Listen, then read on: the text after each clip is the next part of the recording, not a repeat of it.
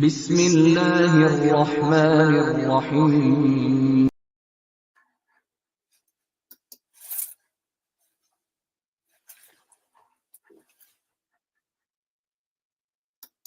اللہ اکبر اللہ اکبر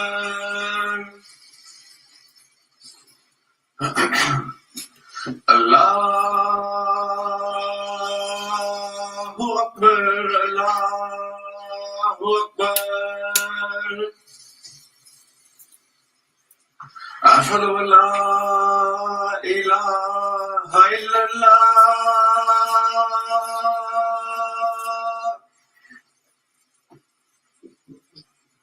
اشہد ان لا الہ الا اللہ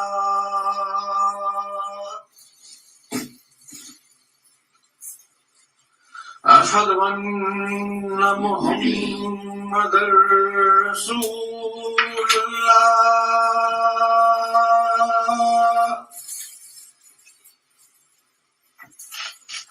اشہد ان محمد رسول اللہ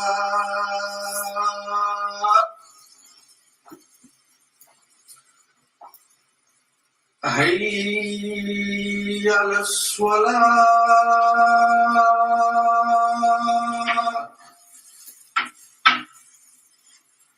حی علی الصلاۃ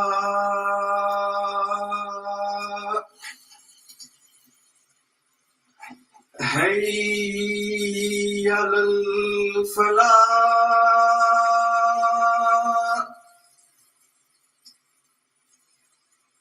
حی علی الفلاح اللہ اکبر اللہ اکبر لا الہ الا اللہ.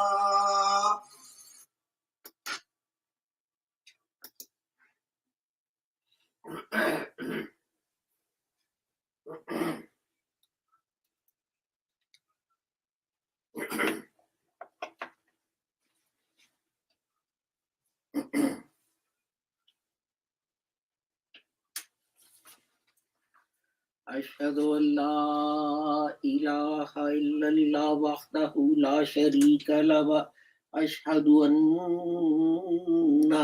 محمدا عبده ورسوله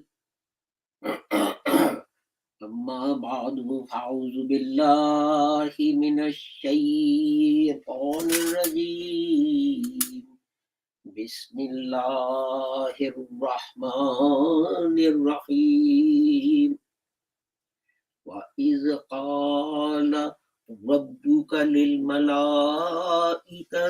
إِنِّي جَاعِلٌ فِي الْأَرْضِ خَلِيفَةً قَالُوا أَتَجْعَلُ فِيهَا مَن يُفْسِدُ فِيهَا وَيُسْفِكُ الدِّمَاءَ وَنَحْنُ نُسَبِّحُ بِحَمْدِكَ وَنُقَدِّسُ لَكَ قَالَ إِنِّي أَعْلَمُ مَا لَا تَعْلَمُونَ.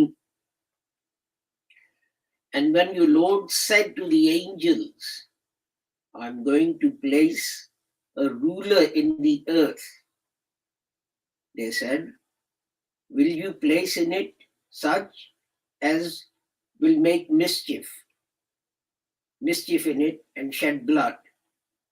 We celebrate your praise and extol your holiness. He said, surely I know what you know not. Sadaqallahul Aliyyul Azim. I chose this one verse. There are continuing verses, but I chose this one verse because of recent events reported on the news.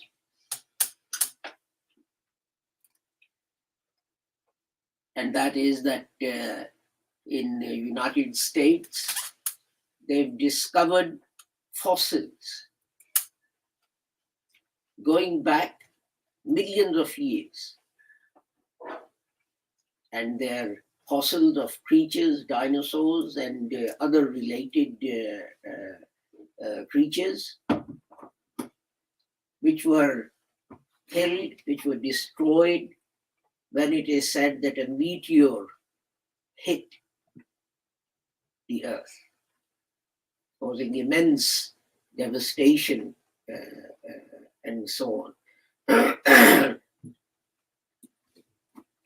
And that accident, that event killed all the living creatures on the earth. Because if that asteroid hit the sea, then that would have given rise to a sea wave hundreds of feet high,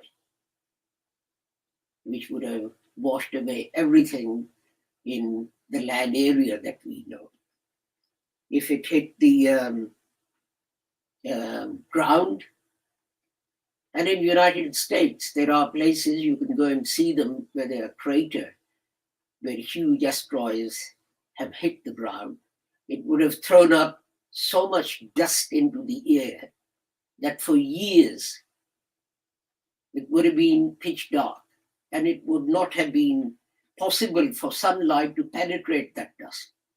And it would have taken years for that dust to settle.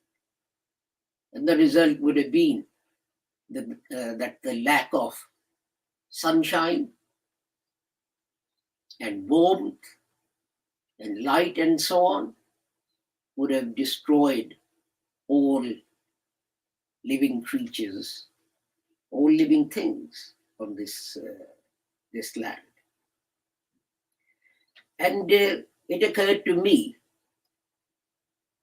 that science now accepts, and it has proven, although when religious people say this, scientists sort of laugh at us and so on, but science itself says that at least once there was a Qiyamah. What is Qiyamah? And that is the end of all life on this planet. And then from that, new life started.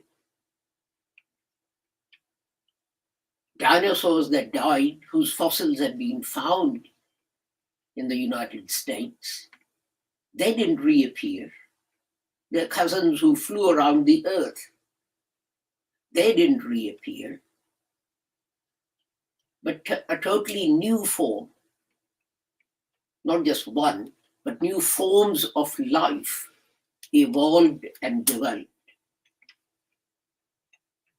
And they crawled out of the sea and etc. and learned to live on land. And we know the rest of the story. But as I said, science agrees that at least there was one Qiyamah. What is Qiyamah? End of all living things on this earth. So why there can't be another Qiyamah, I don't know. Why should it not be possible for the same thing to happen again? Another huge asteroid, and they make films about this, like sort of day after tomorrow and so on, that this asteroid is going to hit the earth, etc., etc.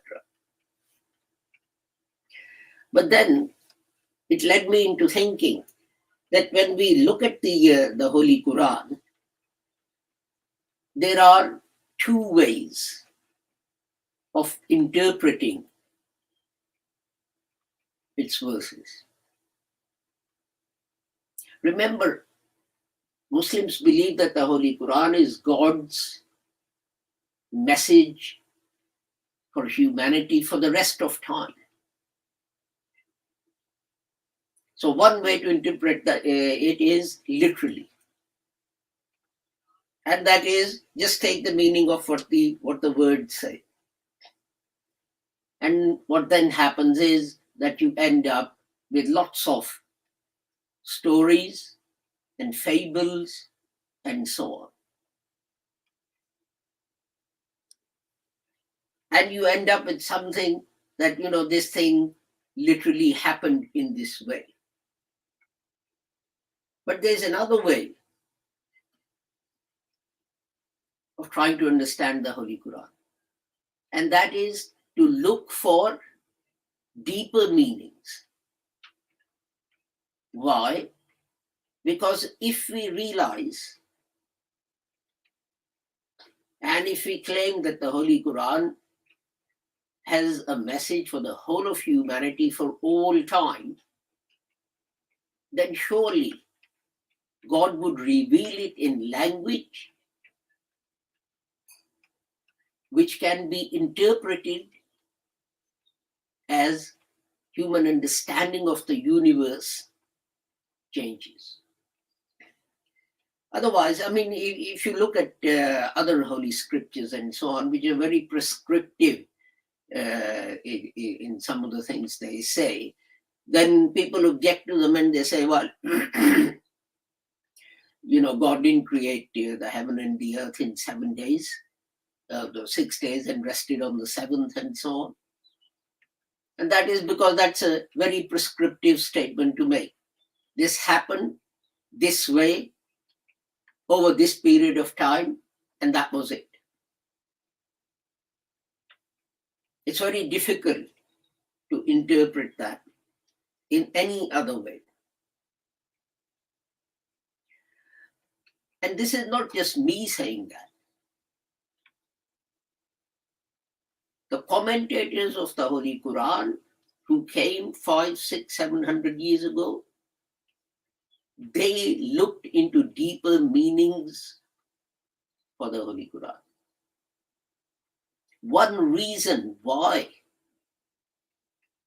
Muslims are successful, and I don't mean winning lots of wars and conquering lots of countries. By successful, I mean successful in explaining the workings of the universe, was because they took the Holy Quran and they applied it to nature, and they said the Holy Quran says this, so let's look for evidence.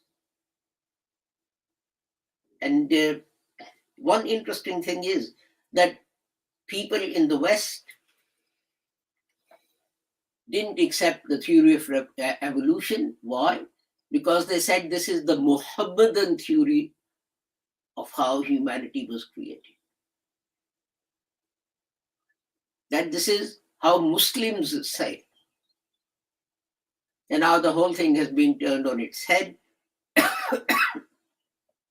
That Muslims have gone over to what other friends believed about creation, and people of other religions have come over towards Muslim thinking.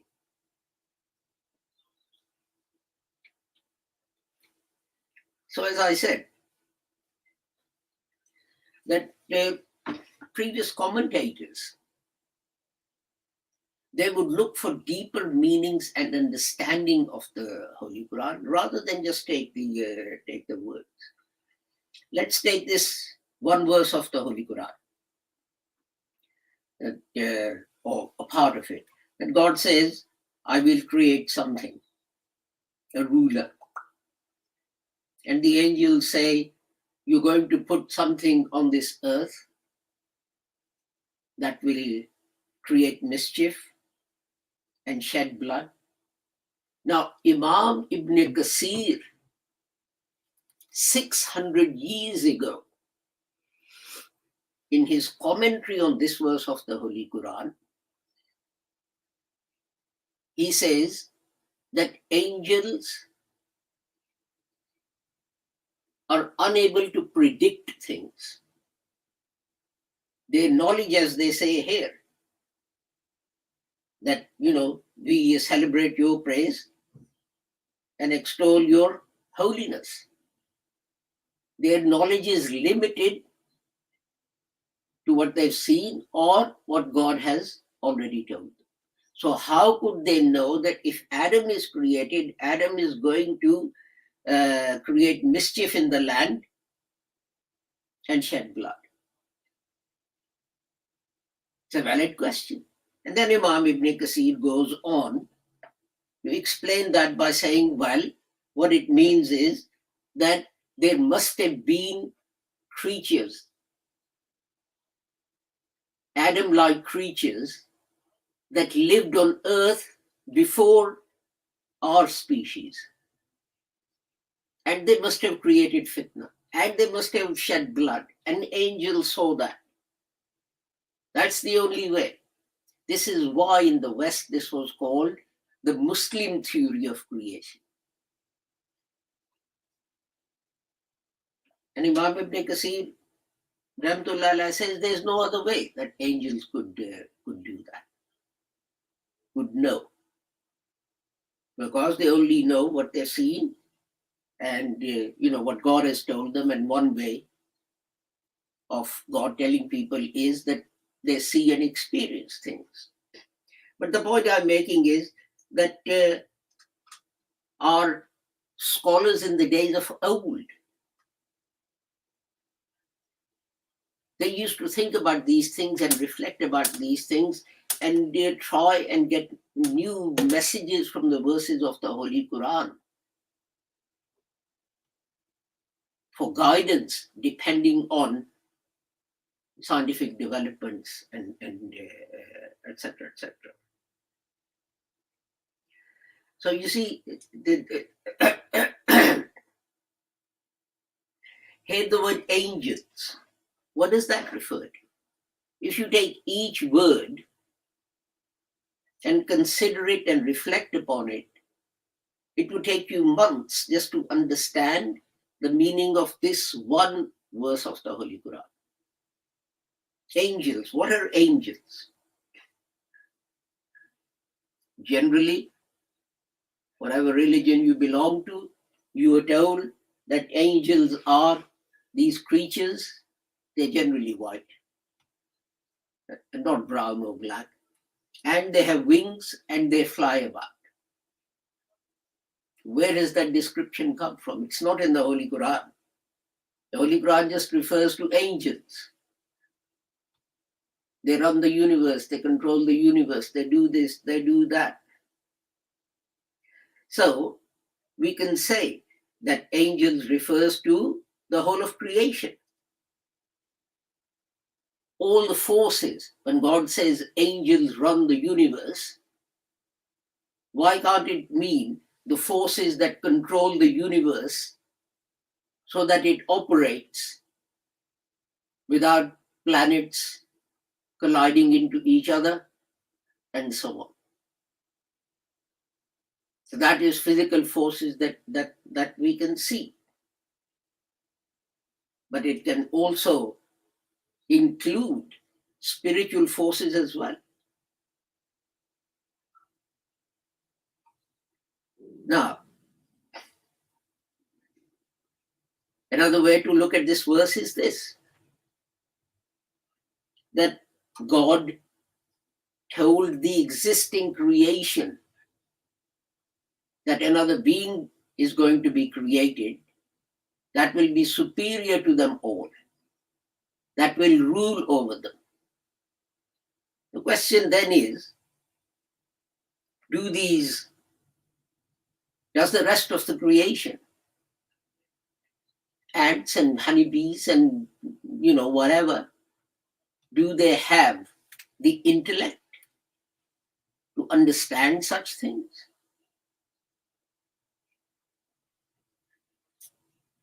If you look at ants and the way they behave in a social structure, you find that they're better organized than human beings. Because what an ant does is for the whole colony, not just for itself. But humans do things just for themselves and not for others. This is why, if you read the Holy Quran, the whole emphasis is on making sacrifices for others.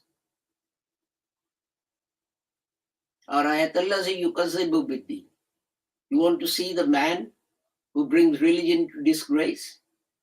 He doesn't show affection to the orphan. He doesn't feed the poor. But oh, his prayers are long.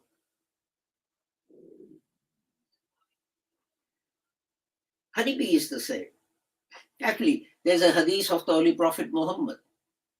He saw someone slaughtering a lamb or something, and other lambs were watching. And the Holy Prophet was angry.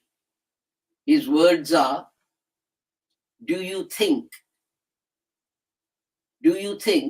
that they, that is, the rest of the lambs or whatever animal it was, they don't feel? If you're going to kill one of their species, take it away. Do it where others can't see. So this is the Holy Prophet Muhammad himself warning us that this happens. But then there are more amazing things. We were in San Diego and we went to the zoo. I mean, it is a massive zoo.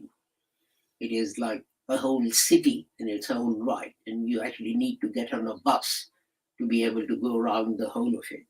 Otherwise, you couldn't do it. And we got off the bus and we were walking, and we came across this pen, and there were two animals in there. I forget their names, but all I remember is that generally those two animals, they kill each other. And yet they were living peaceably in this pen. And there was a board on there saying that one of them was ill. And what they did was they put the other species in the pen with it for some reason. And then the ill animal became better. So they separated them. And when they separated them, that animal became ill again. And they were puzzled. So they brought in the species that they'd taken away, put them back together again, and found that they became healthy again. What was that? You separated two friends and they became depressed and sad. You put them back together again and they were happy again. Two totally different species that normally kill each other. There are these nature programs on television, and they showed on that, they videoed a tigress that somehow became friendly with a lamb. And that tigress knew that other tigers would want to kill that lamb. And she would sit with the lamb and protect it. And when other tigers would come, she would growl at them and so on. And one day she was gone somewhere and other tigers came and killed this lamb. And she came back and saw the lamb carcass. And she seemed to recognize it.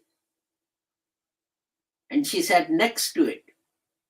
And you could see tears flowing down her face. So how can you say that animals don't feel? How can you say that animals don't have the intellect? They may not have the intellect to lie and cheat and deprive people of their rights and so on,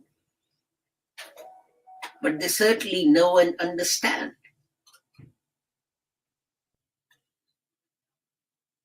So it's not beyond reason.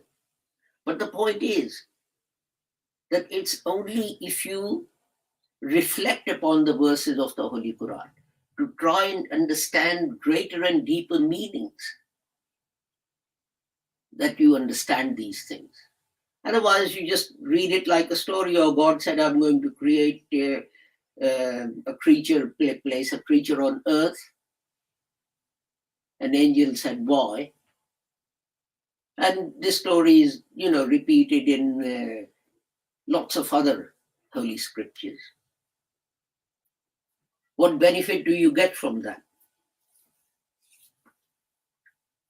The only way you can benefit is if you read the Holy Quran and, like our ancestors 500, 600, 700 years ago, try and think about it.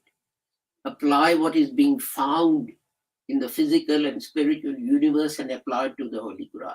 Take what is in the Holy Quran and apply to the universe, to science, to everything else. But sadly, Muslims have become enemies of science rather than what the Holy Quran says, that they should learn how the universe operates and they should use it for their benefit, etc. So this is the month of Ramadan, and in this month, there is a great emphasis on recitation of the Holy Quran. But I would also urge you to spend some time reflecting upon the Holy Quran and trying to find its messages for this age and in whatever country you live. Barakallahu lana wa lakum fil Qur'anil azim wa nafa'ana wa iyyakum bil ayati wa zikril hakim innahu ta'ala jawadun karimun malikun wa raufur rahim.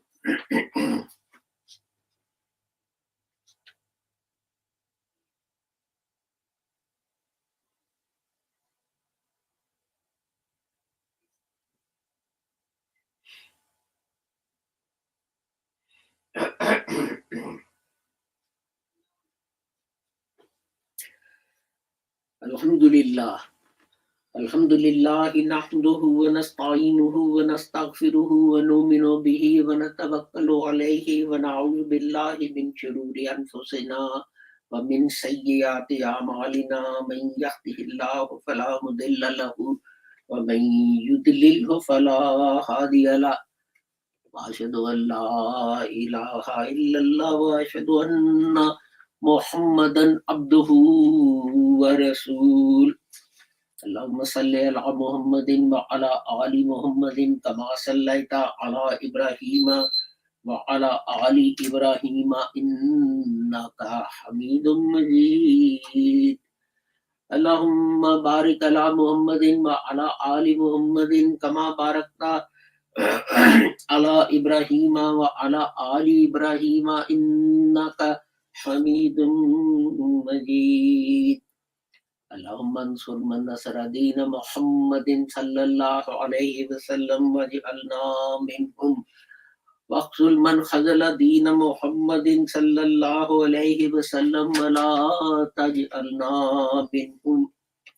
Wa ibadallahi rahikumullahu innallaha ya'muru bil adli wal ihsani wa ita'i dhil qurba وَيَنْهَى عَنِ الْفَحْشَاءِ وَالْمُنْكَرِ وَالْبَغْيِ يَعِظُكُمْ لَعَلَّكُمْ تَذَكَّرُونَ اذْكُرُوا اللَّهَ يَذْكُرْكُمْ وَادْعُوهُ يَسْتَجِبْ لَكُمْ وَلَذِكْرُ اللَّهِ أَكْبَرُ وَاللَّهُ يَعْلَمُ مَا تَصْنَعُونَ.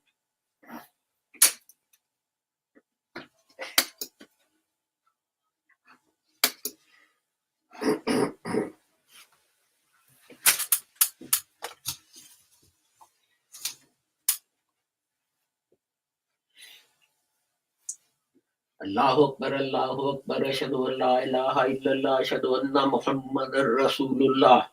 Hayya ala salah, hayya ala falah, qad qamatis salat, qad qamatis salat. Allahu Akbar, la ilaha إله إلا الله. الله أكبر.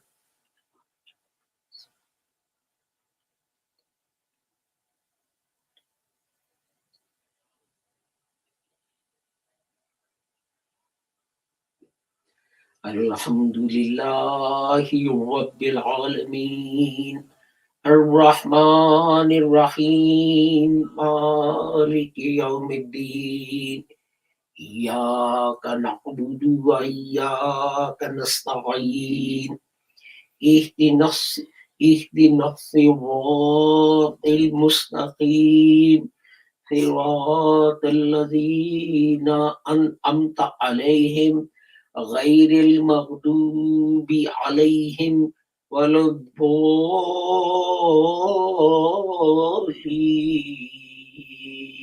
آمين. قل هو الله أحد الله الصمد لم يلد ولم يولد ولم يكن له كفوا أحد. الله أكبر.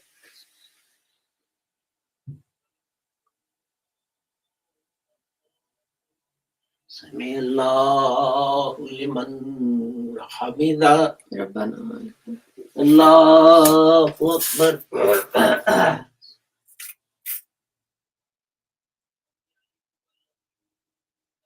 الله أكبر.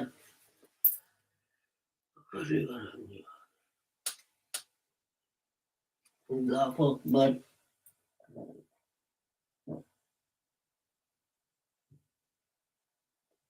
الله أكبر. الحمد لله رب العالمين الرحمن الرحيم مالك يوم الدين إياك نعبد وإياك نستعين اهدنا الصراط المستقيم صراط الذين أنعمت عليهم غير المغضوب عليهم ولا الضالين. آمين. قل أعوذ برب الناس ملك الناس إله الناس من شر الوسواس الخناس الذي يوسوس في صدور الناس من الجنة والناس. الله أكبر.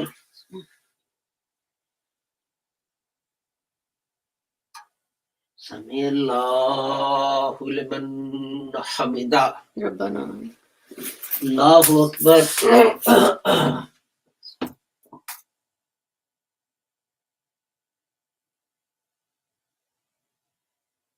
الله أكبر.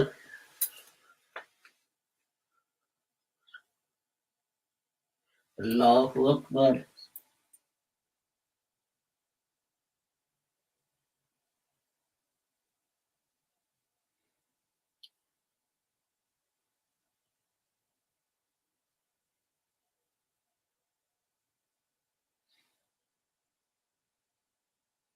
الله أكبر.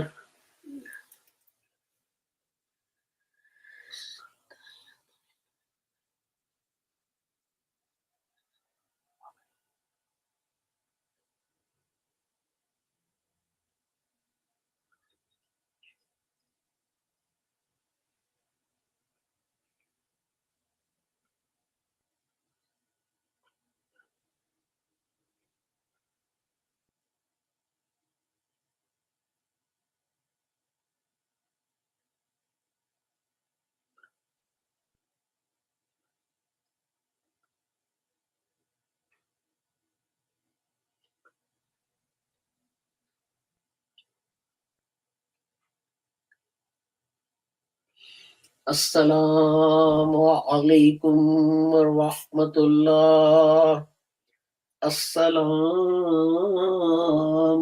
alaikum wa rahmatullah. Astaghfirullah, astaghfirullah. Salam minka, salam minka. Rabbana atina fid dunya.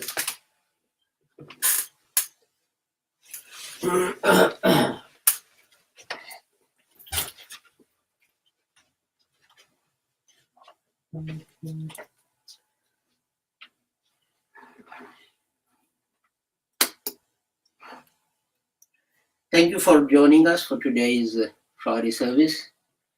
I apologize for the gap in our broadcasting service, which was due to my absence. And I hope we'll continue now for the foreseeable future, bringing you these broadcasts regularly. I forgot to mention one thing, and that is that Hazrat Amir is in hospital, and also our brother from Italy, Abdul Jalil, he is very ill. He, I understand, had a brain tumor for which he had surgery, and he is also now undergoing chemotherapy, which is very painful. So I urge you to pray for Hazrat Amir and Brother Abdul Jalil